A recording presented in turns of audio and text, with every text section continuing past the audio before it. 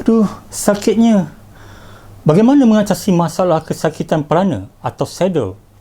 3 tip untuk anda.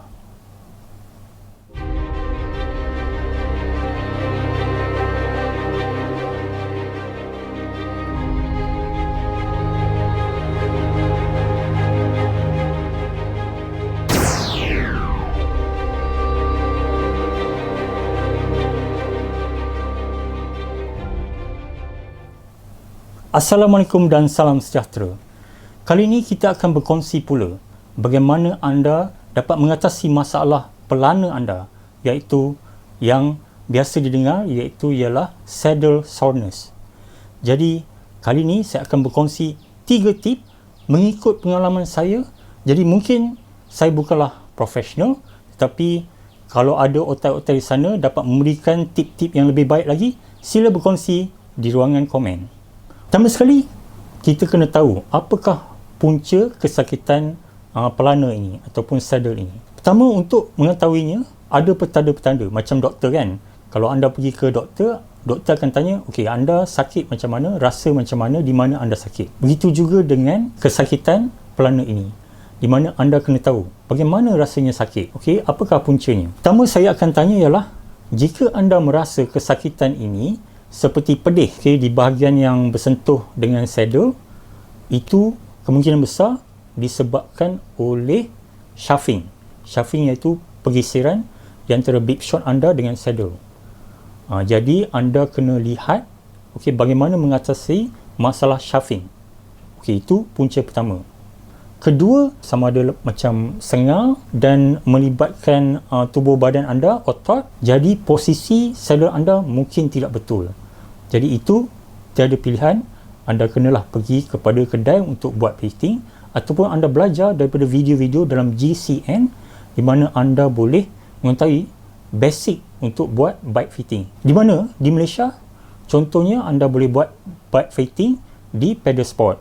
Tapi sekarang ni, masa PKP ni susahlah. Dan even sebelum PKP, di mana anda kena buat appointment, anda hanya akan dihubungi jika ada slot dan sebagainya. Jadi memang leceh sikit nak buat appointment di kedai. Tapi anda boleh belajar melalui GCN, iaitu video-video, banyak perkongsian sebenarnya berkenaan dengan mana anda boleh buat bike fitting sendiri. Saya sendiri setakat ini tidak mendapatkan professional bike fitting. Saya hanya belajar daripada YouTube dan saya buat sendiri. Sekarang anda sudah tahu apakah kemungkinan kesakitan pelana anda ataupun saddle soreness ini. Jadi pertama ialah shuffling, iaitu pergeseran di mana pergeseran bib short anda dengan saddle. Kedua ialah disebabkan posisi saddle dan kedudukan di mana tempat duduk anda tidak betul, maka itu akan punca kesakitan juga, dan kesakitannya rasa lain, iaitu lebih kepada otot, lebih kepada bahagian tubuh anda. Jadi itu adalah punca. Okey, jadi barulah kita akan pergi kepada 3 tips saya. Tips saya yang pertama, pilihlah bib short yang betul. Bib short yang pertama yang saya ingin berkongsi dengan anda ialah bib short berjenama ASOS Sento. Okey, ini sepatutnya untuk long distance. Keistimewaan dengan bib short ini adalah di mana chemise. Ini adalah chemise, di mana chemise-nya adalah berasingan daripada bib short itu sendiri. Jadi chemise dan bib short diasingkan di mana seolah-olah dia berterapung. Ini supaya chemise ini melekat pada tubuh anda dan dia tidak banyak bergeser semasa anda berkayuh. Itu teknologi ASOS Sento. Bib ini terus terang saya katakan dia memang agak mahal. Dia antara bib short yang paling mahal yang pernah saya beli, iaitu lebih kurang RM1,200 Malaysia. Tapi sebenarnya walaupun bib shortnya mahal, tapi tak bermakna ia adalah berkesan. Jadi perlu diingat, sesuatu yang mahal tu tak semestinya terbaik. Jadi boleh tahan juga. Mengikut pengalaman saya menggunakan ASOS Sento ini, saya telah gunakan untuk century ride yang lebih daripada 100 km. Jadi apabila berkayuh lebih kurang 100 km atau 120 km, saya sudah rasa kesannya walaupun menggunakan bip shot ASUS Sento ini. Jadi bip shot yang kedua yang saya ingin kongsikan ialah bip shot iaitu berjenama Black Sheep. Okey, bip shot ini walaupun sebenarnya chemis ataupun padnya, okey, walaupun padnya adalah agak nipis. Mula-mula saya tidak percaya bahawa pad yang nipis ini dapat membantu saya mengurangkan kesakitan pelana ataupun saddle. Tetapi memang ia adalah satu yang mengejutkan. Walaupun chemis Black Sheep ini agak nipis, tetapi saiz yang disyorkan untuk saya ialah XS. Soalnya saya menggunakan bip shot bersaiz S, tapi ini saiz XS. Jadi memang bip shot ini memang melekat pada tubuh dan kesannya agak mengejutkan, iaitu ia tidak menyakitkan, dan saya walaupun berkayuh dalam 100 km atau lebih kurang kesakitannya, malah mungkin lebih baik sedikit daripada ASUS Sento yang saya gunakan tadi. Walaupun ASUS Sento harganya mungkin lebih mahal daripada bip shot Black Sheep ini. Jadi bip yang ketiga yang saya ingin kongsikan, bip ini adalah bip berjenama Red White, okay, RW. Okay, ini ialah model stealth. Okay, ini adalah yang paling high end sekali lah dalam model Red White untuk long distance. Okay, harganya lebih kurang 125 US dollar, iaitu lebih kurang RM500. Okay, termasuk shipping mungkin 500 lebih atau 600. Okay, tapi bip shot ini walaupun dia adalah buatan daripada Singapura, okay, Singapura, okay, dan dia dikeluarkan oleh founder dia, nama dia Yuva. Okay, kamu boleh Google, cari Red White Apparel dan kamu boleh jumpa. Sebenarnya pengeluarnya daripada Singapura, tapi materialnya mungkin daripada Itali. Dan Yuva ni very personalized. Kalau anda email pada dia, dia akan jawab pada anda. Jadi pernah berlaku di mana saya suka sangat dengan Red White, tapi saya telah mengalami kemalangan dan koyak bip shot saya.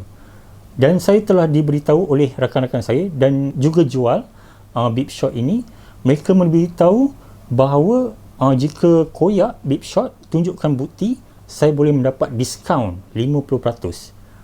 Jadi berita baik untuk saya. Jadi memang saya tunjukkan Facebook post saya mengalami kemalangan, saya email kepada Yuva dan Yuva telah membalas balik memberitahu bahawa saya memang layak untuk mendapat 50% diskaun dan saya mendapat bip shot yang baru daripada Red White Apparel. Jadi memang saya puas hati. Okey, terus terang saya katakan bahawa sepanjang pengalaman saya berkayuh, inilah bip shot yang terbaik. Okey, dan teknologinya ataupun fokusnya adalah pada chemis. Yang mana chemis ini untuk long distance dia lebih tebal, okey, bukan saja tebal tetapi material, design, teknologinya ia adalah memang untuk long distance. Memang bagi saya terbaik. Walaupun di negara jiran saja, Singapura, tak perlu pergi jauh-jauh. Okey, ASUS daripada Switzerland dan Black Sheep mungkin daripada Australia. Jadi itu 3 bip shot. Jadi tips saya ialah pilih bip shot yang sesuai, dan tak semestinya bip shot itu kena mahal, dan saiznya juga kena betul. Seperti saya maklumkan tadi, iaitu Black Sheep selalunya saya pakai S, rupanya mungkin saya lebih sesuai pakai XS, jadi kurang shuffling dan kurang sakit. Tips saya yang kedua, jika dia disebabkan oleh pergeseran iaitu shuffling, anda boleh mengatasinya dengan menggunakan iaitu chemis cream. Okey, chemis cream ni sebagai contoh jenama ASUS iaitu chemis cream. Dan ini anda boleh beli, sama ada kadang-kadang ada jual di Shopee juga, ataupun anda boleh pergi ke Bike Artisan. Okey, anda Google Bike Artisan Malaysia, mereka ada jual. Tak silap saya lebih kurang RM80 Malaysia. So jadi chemis ini Okey, dia adalah berbentuk krim. Ada yang bertanya, boleh tak saya gunakan mentega? Boleh tak saya gunakan minyak, angin dan sebagainya? Jadi saya tak galakkanlah, sebab kalau kita betul-betul minat dengan hobi berkayuh ni, kenalah kita melabur sikit kan. Walaupun RM80 ini boleh tahan lama, agak lama. Saya guna ni dah hampir setahun. Okey. Dan tipnya, jangan anda sapukan pada bib anda. Okey, kalau anda sapukan pada bib anda, dia cepat meresap. Jadi tips saya ialah sapukan di bahagian punggung anda.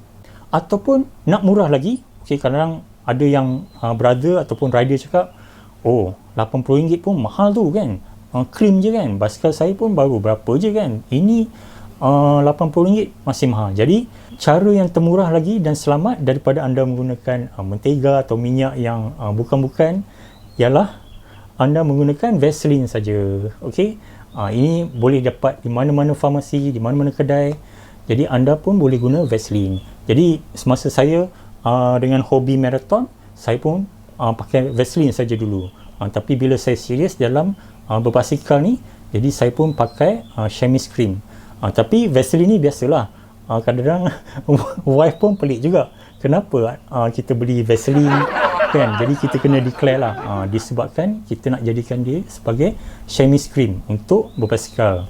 Kalau tidak, akan berlakunya chafing. Okey, itu yang menyebabkan kulit anda pedih di bahagian tempat duduk. Okey, jadi itu tips saya yang kedua.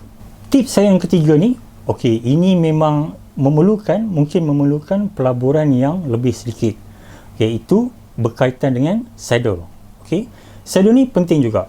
Okey, bukan saja golongan amatur ataupun novice seperti kita ni, okey, tapi juga untuk golongan profesional.